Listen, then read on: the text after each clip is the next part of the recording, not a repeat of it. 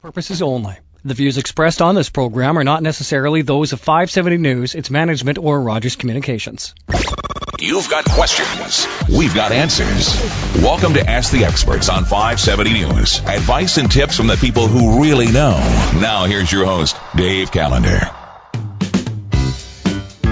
And a good afternoon. Welcome into the show. I'm pleased to welcome back to the program Ted Michalos and Scott Schaefer. Ted is co-founder of Michalos Associates, along with Doug Hoyes back in 1999 with their three offices in Kitchener, Cambridge, and Guelph. And now Michalos has grown to over 20 offices across the province, but with their head office still remaining right here on King Street in Kitchener. And Ted and Scott, both chartered accountants, licensed trustees in bankruptcy, and anyone who's ever listened to 570 News will have heard their commercials, I'm quite sure, as they talk about making a plan. And on the show today, we're going to discuss the results of a recent Harris Decima study, and actually an interesting study. That doesn't happen very often. We're going to talk about that, and also the concept of being debt-free in 30. So if you're near a computer, and you can actually watch this show live on 570news.com. We are actually casting it. Just click on 570 News webcasts link. And during the show, if you have questions, of course, you can call us at 519-570-2545. If you're out of town, toll free, 1-800-570-5715 or star 570 hands-free on your cell phone. Of course, if you prefer to talk off the air, we know that. We understand that. Call Michalos at 310-PLAN. That's 7526. You don't need the area code. It'll just put you through to the nearest office. So after all of that, I finally get to say, Ted, Scott, welcome back. How are you today, Dave? I'm doing very well. Thanks for having us. So, an interesting study. It actually is an interesting study for once. A recent Harris Decima study showed that Canadians are really becoming kind of blasé about debt. So, Ted, can you tell us a little bit about the background of this study? Well, the part of the study that we found the most interesting was we didn't get the result that we were expecting. We put the study together to try and establish an index of financial difficulty that Canadians were feeling, because we simply assumed, with record levels of debt, with stagnant employment, with the recovery really not moving very fast and people feeling pain, the answer we were going to get was that Canadians were not terribly happy right now. The answer that we got was 62% are very confident in their financial position, and they think the things are just going well. That is kind of surprising. What did you think when you heard the results? I thought the same thing. It was interesting. You all have your thoughts of what was going to come out of it, how people are going, what's happening. You think of it more of an individual level, and then on a macro level, you kind of understand, well, things are different for everybody across Canada. Individually, it might be different, but as a study as a whole, it showed what it was. So, as I understand it, the study was based around the central concept of a question. It was, how confident are you that you could come up with $2,000 if an unexpected need were to arise? Something came up, need $2,000. Why is that concept so important to understand today, Scott? I think it's because people don't realize how close to the brinks we really are. We live in a changing world. Emergencies don't happen unexpectedly. Things happen. Car repairs need to be, done. House repairs happen. Roofs need replaced. Things that we, assume are emergencies really are things events that we should be planning for down the road. These are things that people aren't necessarily preparing for anymore. Back in the day, we used to have, generations ago, they used to have, money stuck in their sock drawer or under their mattress or have money available in their bank account.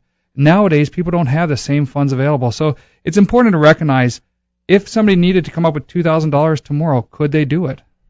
Ted, can you give us a summary of what the results actually were to this question? It's like, can you come up with $2,000? What were the results? Yeah, it's interesting. 92% of respondents would have to rely on some form of borrowing. And that's where we came into this whole concept that Canadians don't feel the same way about debt that they used to. When the survey was run in the U.S., I believe it was last fall or the spring, and that's so Doug and I read it in the spring and said, you know what, we ought to do this in Canada. The result was 50% of respondents just couldn't come up with the money. And so, that's incredible. That's horrible. In Canada, you may have to correct me on this, Scott. I thought the number was 18%, said they couldn't raise the money at all. About a third would have a very difficult time raising it. But again, the shocker was that 92% would either put it on their line of credit or their credit card or borrow from family or friends, meaning that to suggest they don't have the money in the savings account, which, based on our experience, isn't surprising, but it's certainly discouraging. We've got a phone call, actually, so let's head on over the phones and take a call from Jack, who's been waiting patiently. Hi there, Jack. You're on 570 News. Good morning, guys. Morning, Jack. Morning, Jack. Yeah, I guess I have a question. How have you looked at the graph on the taxation increases in Canada and the different types of taxes and compared to the savings rates? I believe that we are overtaxed and people are quietly going bankrupt, and they don't understand why. To have a house, a car, a dog, and 2 kids in this country is very, very expensive.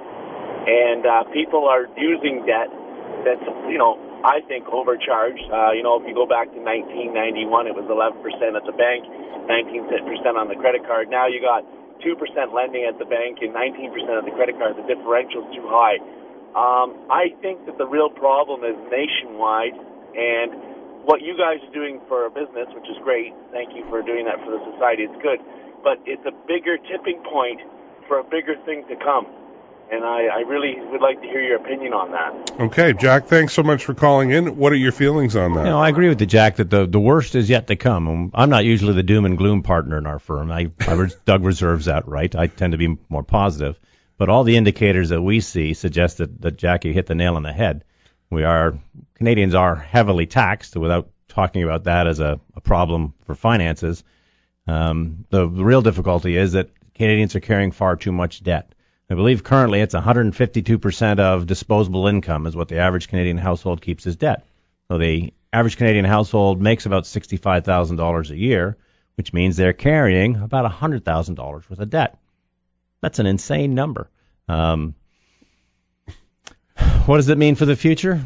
Unless people become more disciplined and they learn to live without, or until you can actually pay for the item, we'll just see more of this. Actuarial sciences have determined that you want 1 out of every 100 customers not to pay you. Then you maximize on the other 99. So right now in Canada, 1/2 of one person is not paying. That's the insolvency rate in the country. 5.5 people out of every 1,000. So just intuitively, that number is going to go up until we get to the point where it's that one person out of every 100 that can't pay their bills. Yeah. Going back to one of the questions Jack was talking about was the taxation rates. I mean, the fact is we live in a country that is carrying its own debt as well. I mean, we're talking about individuals, but as a country, we're carrying debts. As a country, our government is spending a ton of money just to run it, to do the things we are. So I can't see at all tax rates changing on an individual basis. What I'd like to teach people is stop thinking about income as a gross. Always think about your income as a take-home pay. Don't say I make $50,000 a year. After taxes, you're only making 38. So teach yourself to think, what are you making after taxes? So that way you're comparing apples to apples when you're going out to buy a car. I make 50, I can buy a car for 50. Well, no, you're really only making 38. So the key part in life is try to figure out, well, how can I figure out after taxes? What am I making take home after my income taxes? Then every time you see a purchase, automatically in your head, add that 13% to it. So it's not a $100 purchase, it's a $113 purchase. We got to start thinking always after tax dollars to make it real. Apples to apples make it much easier. We are bad at that. I am still surprised about the 13%. It's like, oh, right, that wasn't only $100. There's that surprise thing that they keep throwing on there. My guests today on Ask the Experts, Ted Michalos and Scott Schaefer of Hoyes Michalos Trustees in Bankruptcy.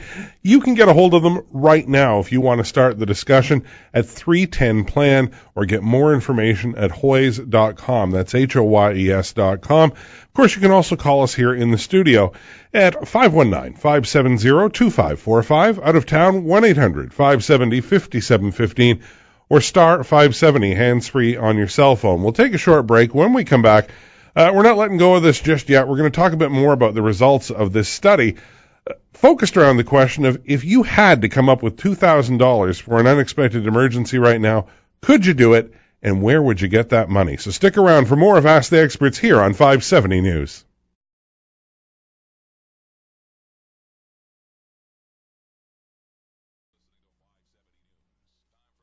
The Experts with your host, Dave Callander. And back with me on the show today from Hoy's Michalos Trustees in Bankruptcy, I welcome Ted Michalos and Scott Schaefer. Online at hoys.com, HOYES.com, and live in the studio at 519-570-2545. Toll free out of town, 1-800-570-5715 or star 570, hands free on your cell phone. And of course, if you'd like to watch us and look at how beautiful we are, you can go to 570news.com to our webcast link. And we are actually live streaming the show today there. So, for people who are just joining us, the central question today is from a recent Harris Decima study. If you had to come up with $2,000, like right now, an emergency's come up, could you do it, and how would you do it? So, it sounds like, so far, a lot of people say, yeah, we could come up with $2,000. Scott, what were you able to determine about how the people would raise that money? Well, of the people that said they could do it, ignoring the people that said they couldn't do it, the ones that said they could do it, 92% of them said they would have to use debt to obtain part of it, which they listed line of credits, credit cards, borrowing from family, bank loans. They talked about borrowing as a means to get that money. So that means today, if we had to come up with $2,000, we don't have that. So does that mean we're going to have it down the road? Well, probably not. If you didn't have the money today, you came up with it, you dealt with that emergency, but really, what's that going to do to you long term? So it was pretty staggering to realize that many people did not have that much money available to them if they had to. Now, here's where I can make Ted's blood pressure go up and his face get all red. I know one of your favorite topics. I know it's coming. Payday loans. You love the whole payday loan topic. Do these results also support why there are so many payday loan places out there?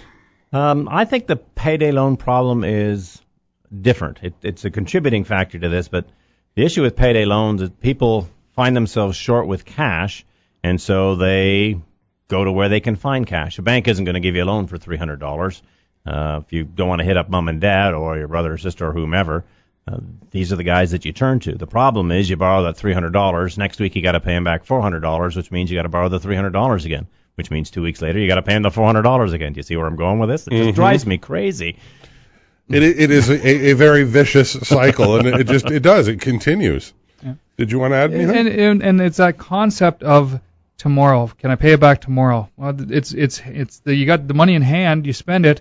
Really, are you ever going to pay that back next week, next month, next year, whenever it is? What's going to change? Do you have a bonus next week? Well, you might have that. You might have a tax refund, but you're spending it before you receive it, which is so dangerous. Let's consider this a bit further. Actually, I during the break, I almost asked this question of you because it's really concerning. So, as Canadians, we're becoming blasé about debt. We're using debt as a way to pay for emergencies, unexpected expenditures, spontaneous purchases. I must have that thing. The whole buy now, pay later principle that you just mentioned. What is going to be the impact of this? Well, as long as people focus on the payment, which is what the marketing people want you to do, I can afford the monthly payment, whether it's for that new car, the new stereo, the new computer. If it's just going down for something to eat, there's money in my pocket, or I've got room on my credit card, I can afford to pay this thing later. If you don't ever focus on the entire problem, the total amount that you owe, you have no perspective on just how much trouble you're actually in. And if everything goes swimmingly, well, and for most Canadians it does, you don't get into trouble. What Scott and I see every day is the folks that, so something has gone wrong. And it doesn't take a lot to upset the apple cart to get to the point where you can't afford that payment anymore. And then your options are limited. Yeah. As Ted outlined earlier, the Vanier Family Institute brought out their study saying Canadians are carrying the record 152% debt-to-income ratio. So we all have a lot of debt compared to our income. What happens when that income changes? What happens if you get laid off at RIM? What happens if you lose that job? What happens if you work for a meat plant that shuts down for a period of time because there's some contaminants going out there? What happens when you don't have income for a period of time? Can you make those payments? Then you got that $2,000 emergency that kicks in. You put that on your debt. At some point, that ball just becomes so big that you can't slow it down. You can't stop it. So as a society, we got to be very cautious about how much debt we are taking on because the long-term impact is rising debt levels. Now, as I listen to the reports in the news, specifically on 570 News, I hear the government often encouraging us to reduce our consumer debts. Why is the government getting involved? Why do they want us to do this? Well, there are a number of our members of Parliament that are gravely concerned with the rising levels of consumer debt for the very reasons that Scott and I were just talking about. As long as you can make the payments, things go fine. But as soon as something goes wrong, you get to hot water very quickly. Right now, interest rates are near record lows. I mean, it's 2%, 3% to borrow money. What happens if it goes to 4 or 5 or 6%? The default rates are going to get astronomical, and we'll be pushed right back into a recession the likes of which will make 2008 look, I don't know, like a cakewalk. Mm-hmm. Yeah, I mean, looking at the consumers, the reason the government takes hold of it is because individuals are, as Jack pointed out earlier in his call-in, we are overtaxed individually, which means we need this money ourselves. Everybody needs their money to pay for, as Jack pointed out, the house, the kids, the dogs, the job, the cars. We all need as much money as available to us. Therefore, we start thinking about, well, how can I increase my income because my debt level keeps getting bigger? So as individuals, we put pressure on the government to lower taxes because we need more money. As a government also trying to support the citizens here, they want people to reduce debts so we can live, more economically and more feasible and not have as much need out there. And it turns out all along that the barber was right. That's the wealthy barber, folks, for those of you that, I knew you got that. I got that part. And let's actually talk about the government keeping interest rates extremely low for as many years as they have now. Now, at 29 years old, I'm really not that old, but I can remember, I can remember a time when the government's prime rate was over 20%. Mm-hmm. So what impact do these low interest rates have on us, and why is the government keeping the interest rates low? Well, it's not so much that the government's keeping the rates low. They're low because it's a combination of supply and demand. As long as the government stays out of the deficit game, they don't put pressure on the markets. They're not borrowing the same money that you and I are trying to borrow, so interest rates can stay low. As the governments borrow more and more money out of the system, it causes interest rates to go up, and then we all hurt. But that's not really what you were asking about. What were you asking about? But also, also looking at it, lower interest rates encourage people to spend. As the economy, pulling out of a recession, we're trying to grow. Consumers buy stuff, buy the new Apple i5, and buy the new BlackBerry 10 whenever it comes out, and buy the things out there and keep spending money, buy new homes. Spending money encourages the economy to grow, which gives jobs out there, which causes all this other stuff. So the government, in one hand, is saying, let's have people borrow money to spend today to increase our economy. Just like in 2008, 2009. When things were really low, the government says, well, you know what, we'll give you credit if you spend money on home repairs. I know everybody's struggling right now, but spend money and we'll give you a tax incentive for doing that. Go out there and spend. Because spending helps the economy rebuild. On the other hand, they're saying to us, reduce your debt, but they're saying, here's a big carrot here, low interest rates, come borrow, but reduce your debt. So it's kind of a double-edged sword the government's playing with here. They need us to spend to stay out of a recession, but they also don't want us spending too much because then we get too much in debt. So it's unique. Yeah, I mean, the best advice we can give anyone is to cut back on your expenditures and try to start saving some money, to be very careful. If we all did that tomorrow, we'd end up in a recession. So it's a real catch-22 for the government and for financial planners. It sounds like to me, though, that part of the solution is for us to stop being so blasé about debt. Is there any way to get people to start rethinking how important being debt-free is? Well, we've said this before. Most of the marketing around financial instruments is called credit. And having credit is a good thing. I qualified for credit. I was awarded credit. You were granted credit.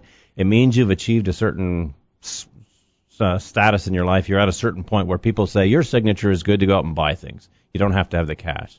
Now, if you flip it over, as soon as you use that good credit, it becomes bad debt. And debt is you saying, I'm going to use somebody else's money and pay them interest for the privilege of using their money. Well, why would you pay somebody for using their money? Just take the time, another 6 months a year, put the money aside and buy it when you can pay for it without borrowing. You'll just be so much better off once you can get off that little squirrel cage. Yeah. Owing people money means you owe somebody. If you are debt-free and you owe nobody money, you are totally in control of your situation. People always argue, well, there's good debts out there, and I'm not going to argue what's good and what's not good. But physically, the best situation is not owing a dime to anybody. Maybe we just need to change terminology From now on, it's I've not been granted credit or awarded. I have been inflicted with credit. There is no way that you're going to get the banks to say you've got a debt card. It's just not going to happen. But really, that's what it is. It's exactly what it is. All right. We're going to take another break. When we come back, though, we'll talk about getting out of this cycle and what debt-free in 30 means. We've been hearing it on some of the commercials that Hoyes Michalos have been running on our stations and others. What does it actually mean? We'll discuss that, and of course we'll take your calls. If you've got a concern and you'd like to get an answer right now, 519-570-2545, out of town 1-800-570-5715, or star 570 hands-free on your cell phone. Ted Michalos, Scott Schaefer of Hoyes Michalos Trustees in Bankruptcy are my guests. If you want to get things started right now, give them a call at 310-PLAN. More of Ask the Experts is on the way. Stick around right here on 570 News.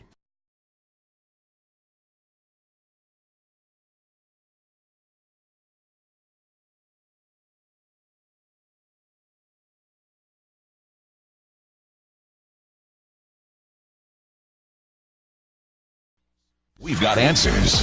Welcome to Ask the Experts on 570 News. Advice and tips from the people who really know. Now here's your host, Dave Callander. Thanks so much for joining us. My guests today, Ted Michalos and Scott Schaefer of Hoyes Michalos Trustees in Bankruptcy. Online at hoyes.com, that's HOYES.com, and of course you can call them right now at 310-PLAN. You can also call us if you've got a question about debt at 519-570-2545, out of town toll-free 1-800-570-5715, and star 570 hands-free on your cell phone. So we've been talking the first half of the show about how blasé people have become, especially Canadians, towards debt. But for those of us who still see it as a problem and they want to, become debt-free, being debt-free would be lovely. Your commercials recently have been discussing debt-free in 30. What does that actually mean? Well, the focus has become debt-free in 30 because of all of the different programs we've seen for everything else. It's, I don't think they're doing languages yet, but there's weight control, get life coaching control. Everyone is saying, give us 30 minutes and we'll teach you what you need to know to change your life. Well, there's no more fundamental change in your life than getting control of your debt. So take 30 minutes, sit down with one of our people. Only 1 out of 5 people that actually contact us actually end up relying on our services. So the other 5, you're getting some free advice, or at least we're pointing you in the right direction. And that's actually our goal. If we can reduce the number of people that need to use our services, if you can get to us soon enough, you'll find another way to become debt-free in 30 minutes. So how does that impact your approach when you meet with people, Scott? Well, the concept of debt-free is so imperative. I mean, we've always come up with our idea of let's make a plan for your future. But the biggest part of that is debt-free means you are in control. So the realistic side of it is working on that plan to become debt-free and take control of it short-term, long-term, all the way down the road, layers through somebody's life. So I think it's something that we focus on in every meeting we have with people is if you're calling us, our goal is to get you debt-free. What option works best for you? We're going to work on that in each case, and we'll let's walk through the options and see what they are. Let's give you some examples. So you've got a mortgage on your home. It's probably anywhere, if you're lucky, 2% to 4 or 5%. Second mortgage might be 9, 10, 11, 12%. A good rated credit card is 12%. A store card is 19 or 29%. If you start looking at the folks that have high levels of debt, and unfortunately the average Canadian has high levels of debt, figure out how much of your payment is going towards interest. So you're not paying down the debt, you're paying somebody else for the privilege of using their money. What Scott just said was we want to get you in control of your life so that you're not paying somebody for the use of somebody else's money. You can decide what to do with your money when you need to or want to do it. So we've got a phone call. So before we head on and talk about some of the other options people have when working to be debt-free, let's go over and talk to Dave, who's been waiting patiently. Hi there, Dave. You're on 570 News. Hi, how are you today?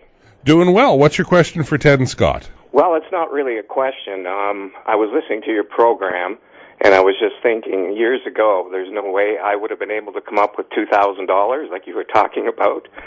But today I'd be able to. Yes, discouraging, isn't it? It was very discouraging. Now, the reason I'm able to do it now is back in 2008, I went to Hoyes Michalos and took out a consumer proposal. So that was to be paid off over a 3 or a 4 year period. And you paid it off in 3, I hope? I paid it off in 3. Good man. And ever since then, I learned quite a valuable lesson. Well, if you don't mind my asking, you look at money differently now, don't you? Oh, way different. Yeah. I went from 2008 up until now without a credit card. There you go. So everything was strictly cash. If I didn't have the money, I simply didn't buy it. The concept of cash is king really means something. Oh, there's no question about it. But it taught me how to control my cash and my spending.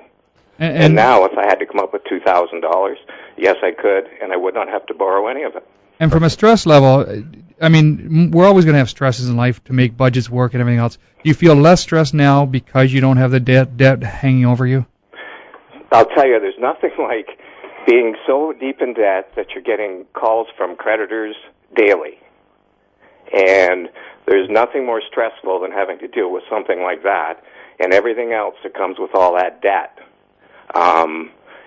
The relief was just absolutely incredible. Absolutely incredible.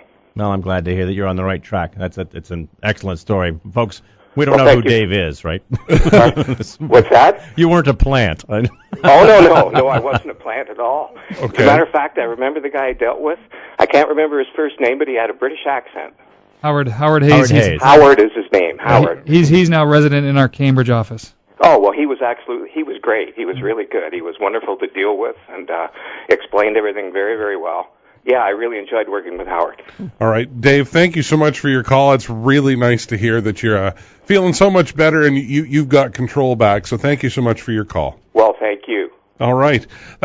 It's nice when someone calls with a story like that and, no, we didn't put Dave up to it. He just wanted to share his experience and how much better he feels now that he has that control back. And, yeah, if a $2,000 emergency came up, he would be able to deal with it without having to run to a credit card.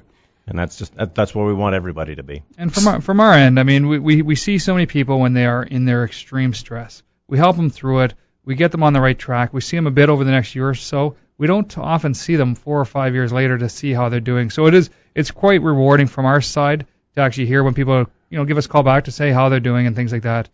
Now, there are a lot of options out there. Dave mentioned he did a consumer proposal with you, but there are many options that people can work with to become debt-free. Let's talk about those. Yeah, we always follow the same sort of program. I think of them as steps going down or a ladder going up. It doesn't really matter how you look at it. It's the first thing we do is assess whether or not you actually have the capacity to deal with your debts. So do you just need budgeting help?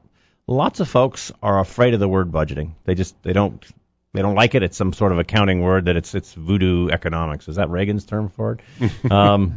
All we're talking about doing is looking at how much money comes in, looking at where you have to spend it every month, and trying to point you in the right direction. So your priority should be pay down those really high-interest credit cards. If you've got room on a line of credit, use that to pay off the credit card, then cut the credit card up. So working on the way you spend your money every month is the first thing we look at. And the next thing is could you then consolidate? Could you move forward and get a bank loan to consolidate out of the debts? Kind of like what Ted was saying, except this one is where you physically go into a bank, you put them all into one. Key is you cut them up, don't use them again. The dangerous side of what we see is people consolidate and they keep going. But that's the next step. And another warning sign about consolidation loans is that most banks are not eager to give you a loan to pay off somebody else's credit card. So let's say you're dealing with one of Canada's large banks. It doesn't matter, RBC, CIBC, Scotia, Bank of Montreal, TD. Did I name them all? We got them all covered. You may have a line of credit, a credit card, a loan with them, but you might also have a U.S. credit card or a store card or some other things. It's hard to get a consolidation loan where a bank will pay off somebody else's debt. And so if your consolidation loan isn't big enough, it only deals with part of the problem, often it doesn't solve the problem.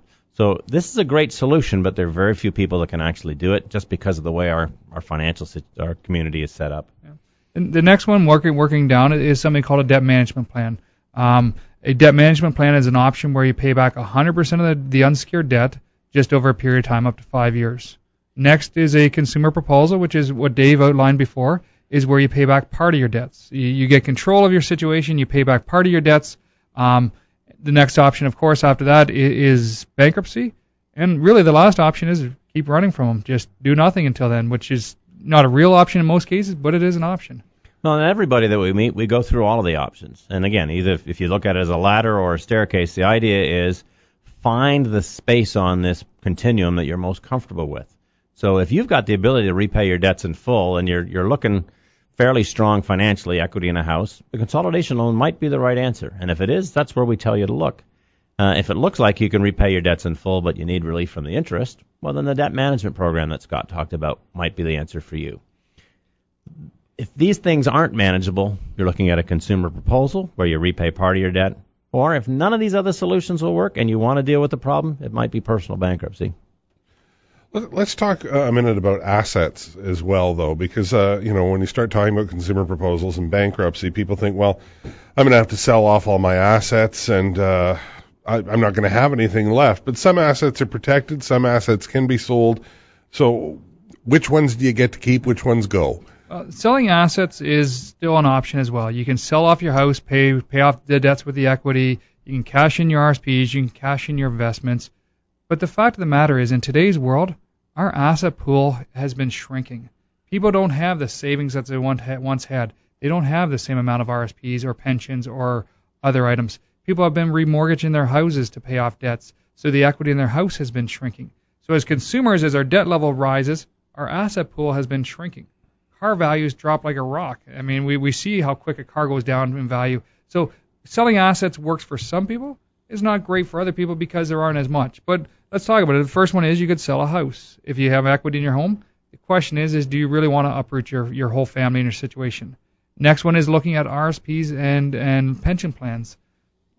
Those are definitely things people cash out, but if you cash them out, you have no savings. I mean, the whole point of those instruments are so you have something to retire to.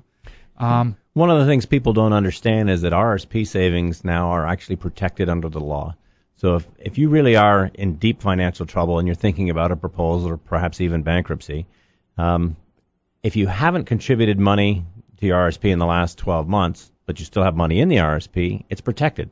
You don't have to cash it out to pay off your debts, and your trustee is not going to cash it out to give to your creditors.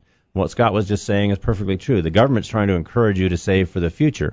Well, if you cash them out now to deal with your debts, you're cashing out your savings for the future. And that's almost never a good idea. Right, which then the government is going to be relied on to help you. It is interesting. That was in 2009 when they changed the laws to protect RSPs. I mean, it's brand new laws out there that the government is recognizing that people, need savings. They need their retirement plans. So they said that they are protected from their creditors in a bankruptcy situation. My guests today on Ask the Experts, Ted Michalos and Scott Schaefer of Hoyes Michalos Trustees in Bankruptcy. Online at hoyes.com, that's HOYES.com. And if you'd like to ask questions right now, get the process underway, you can call them at 310-PLAN. You still have time to call us and ask us a question in studio, though, at 519-570-2545. Out of town, 1-800-570-5715 or star 570 hands-free on your cell phone. When we come back, we'll talk a little bit more about the different plans that are available: debt management, consumer proposal, and bankruptcy. So stick around for more of Ask the Experts here on 570 News.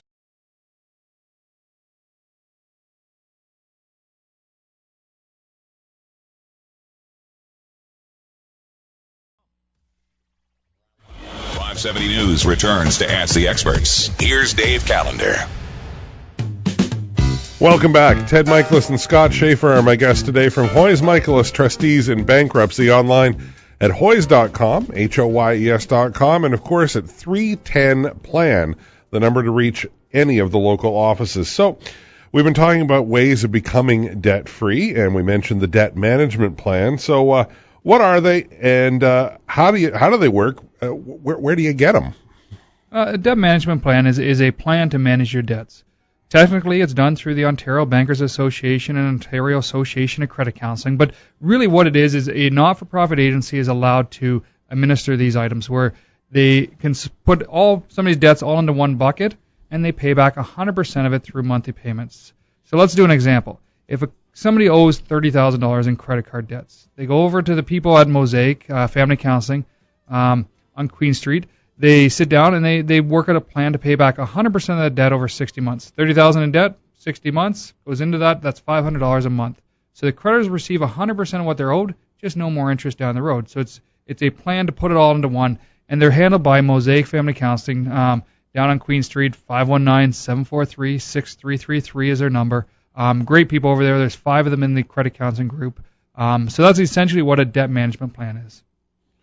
All right. The next step after that, if that isn't going to work for you, and as we said, we look at all of the options.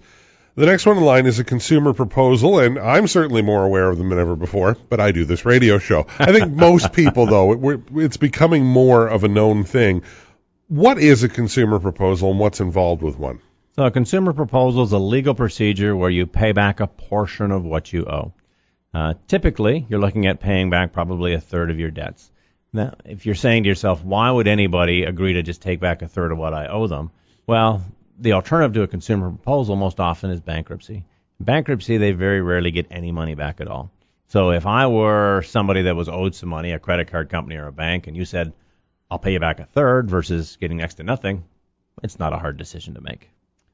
And a consumer proposal is filed through a trustee in bankruptcy. We're also referred to as ministers of consumer proposals for that task, but it's done through a government licensed facility. The fees of a consumer proposal are paid as part of them, so there's no fee directly paid to the trustee or anybody who's setting one of these up. So a true consumer proposal has it all inclusive. It's actually done through legislation. It's legislated how it's done. It's the same form that's done throughout Canada. So there's a lot of trust built up into it because it's a legislated option. The creditors recognize it. The government put it out there as a way to be a win-win. A win for the debtor because they're getting financial control again. They now have a monthly payment that they can handle, and it's a win for the creditors, as Ted pointed out, that they receive more than they would if it was a bankruptcy. Now, Scott's answer alluded to something. I'm sure you're just getting ready to jump on this to get my blood pressure going again, because there's a whole industry out there now calling themselves debt consultants. That's weird that you mentioned that, because I was actually going to ask you, with all of these debt places out there now, who is actually allowed to do a consumer proposal for you? I just knew it was coming. Dave and Joy's winding me up. Uh-huh. The debt consultants will tell you they can reduce your debt by up to 70%. So 2/3 of what you owe, which convincingly that's the amount that you end up repaying in the consumer proposal, a third of your debt. They do it by charging you a fee and then referring you to a licensed trustee. So what Scott was telling you was there are no fees up front to see a trustee. The trustee gets paid a portion of your monthly payments. So if you're talking to somebody about dealing with your debts and they say, I can help you, but I need $500, or I need you to make payments of $300 a month for the next 4 months, and then I'll get the plan going. All of these people are charging you a fee for something you're entitled to for free. So don't walk, run from that office, go to the internet, find a licensed trustee that's reputable to deal with, and look at a consumer proposal in greater detail. It's a big referral fee when you really don't need to spend any money on that. If you're financially struggling and somebody's asking you for a fee for something, really question it. I mean, ultimately, you're not putting food on the table for your family. You're not paying your bills. You're not doing things. It can't be good for anybody. I can't tell you how many times a week I get a call from somebody saying they're going to set me up with the officer of the court, and I got to pay them $1,500 to do it. The officer of the court is a trustee in bankruptcy. As a licensed trustee, we're also referred to as an officer of the court. So in those cases, they're just saying we're sending you to the trustee. Pay us money so we can send you to see them. It's not a good concept. It's just going to hurt you, and it's something you don't need to spend. So we could really just walk in your door, and no one's going to ask us for $1,500. Yeah. The best thing to do is to go on the internet and read up on these things. So you'll find out that a consumer proposal can only be handled by a trustee. You don't need to talk to anybody first, and you certainly don't need to be paying anybody fees. And if a consumer proposal is something that's recommended to you, people will still be wondering, well, if I don't go bankrupt, then these people are going to keep calling me. But does a consumer proposal take care of the calls? A consumer proposal literally is an alternative to bankruptcy. It's covered in the same legislation. You have the exact same protections. The difference is, in a proposal, you're offering to pay back part of the money. And there are times when that makes sense. Now, there's still times when bankruptcy makes more sense. And we'll tell you honestly, we go through each one of these options, and it usually becomes obvious. This is how much money you have coming in every month. This is what it costs you to live. This is what's left. If there isn't enough left to offer to repay part of your debt, then we're going to tell you bankruptcy is probably what you should be thinking about. If there is enough to pay back all of your debt, then we're going to tell you to call Mosaic and do a debt management plan. The thing in between is the consumer proposal, and more people are falling into that category. Part of that is that folks are waking up to the fact that they have too much debt and they're looking for alternatives before it gets too late. And going back to it, so we're talking about solutions, but at the back of everybody's head, they got to think, what one is going to get me to be debt-free? I am going to deal with my debts, but I need to keep living my life debt-free, which means, as Ted's pointing out, is what can I afford? Afford means you can afford to pay part of your debts back, but also afford your life. You need to live debt-free. Getting into a plan only to turn around and go start using payday loans again isn't going to help somebody. We had to bring up payday loans again. Huh? Well, just wanted your head to explode at some point. In a consumer proposal, I guess another question people will ask you a lot is, what can I keep in a consumer proposal? A consumer proposal protects assets. The whole point of a proposal is offering a portion of somebody's debts to be paid back. Going back to the example I mentioned earlier, where somebody owes $30,000 in debts, they might be able to offer, $250 a month for 60 months to pay back part of it. They couldn't handle the 100%, the $500 a month, but they could afford to pay back part of it. So in that offer, it protects the assets. You don't lose tax refunds. You don't lose cars. You don't lose homes. You don't lose things like that. They are outside of what the consumer proposal is. Now, again, if this sounds too good to be true, it's because we're glossing over this fairly simply. When you offer a proposal, you have to offer your creditors more money than they'd get in a bankruptcy. So all those things Scott just listed, if you had equity in your house, if you have money you put in your RSP in the last year, your tax refund, you'll lose those in a bankruptcy. They go to your creditors to pay down your debt. The proposal is a payment plan where you're voluntarily saying, I'm going to give you more than you'd get in a bankruptcy. So none of those things are on the table because you've said, I'm going to make this monthly payment for a period of time. Now, the call we had from Dave earlier was educational in another aspect. The average person offers a 4-year payment plan. We usually set them up as 5 years because it keeps the payment lower, but 4 years is the actual average, and almost all of them, I want to say 85%, pay them off early because your life gets better over time. What you'll notice is as soon as you get in one of these programs, you don't have to worry about dealing with all of these different debts every month, is that you now have more money available. We'll encourage you to save it. But at some point, you'll say, you know what? I can afford to do a little bit more. I can get through this quicker. And just like Dave did earlier, they get through it. Almost always it's a year sooner than they thought. You may recall, I guess, that's what Dave did. Mm-hmm. It just means you're that much more empowered and control because you've accelerated this whole process. Once you start winning, you keep winning. It's a great feeling. Yeah. And I always encourage people, as soon as they're done their proposal, think about what you're going to do with that. Look at your age position. Are you going to put that into an RSP? Are you going to put that into your kids' education savings plans? If once you're done a proposal or even a debt management plan, you've been making a payment for a period of time. You're living life debt-free going forward out to that point. You now have that lump sum of money each month that you were paying towards something is now paid off. What magic are you going to do with that?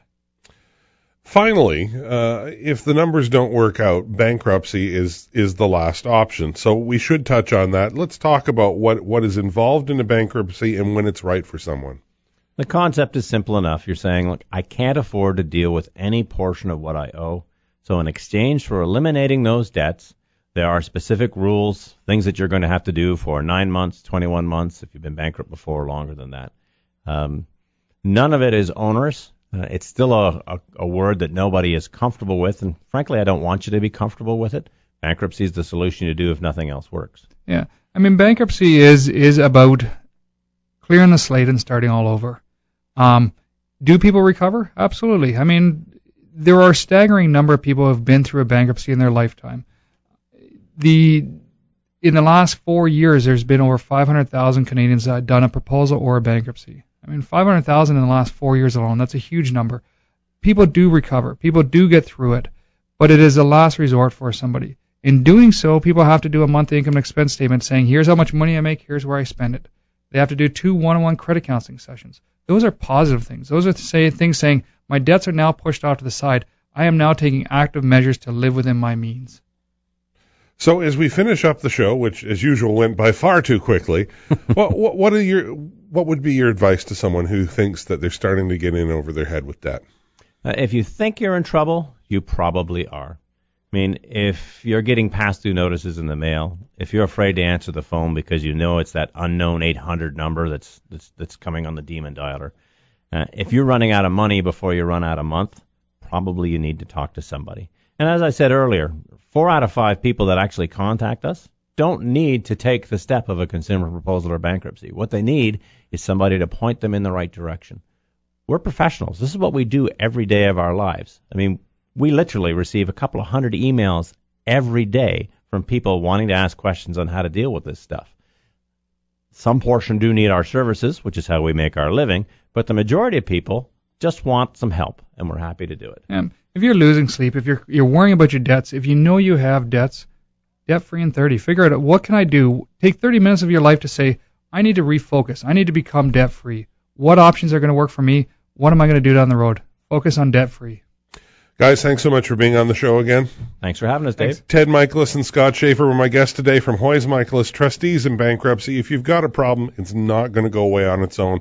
Start making that plan. Call 310-PLAN or get more info online at hoyes.com, HOYES.com. Thanks for listening. Join us again next weekend for more of Ask the Experts here on 570 News.